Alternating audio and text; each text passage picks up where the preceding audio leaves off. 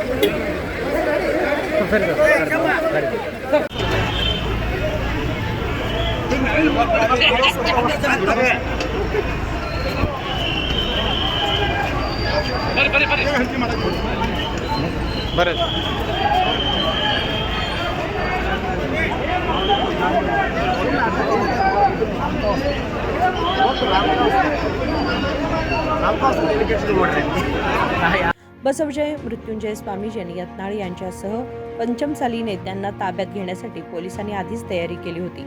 Commissioner Bhushan Borse यांच्या नेतृत्वाखाली मोठ्या संख्येने जमलेल्या पंचमसाली आंदोलनकर्त्यांना पोलिसांनी अटक केली आहे। कमिशनरांनी 500हून अधिक पोलिसांची तैनाती केली होती। विनोद कोलकार, KMM मराठी, बेळगाव।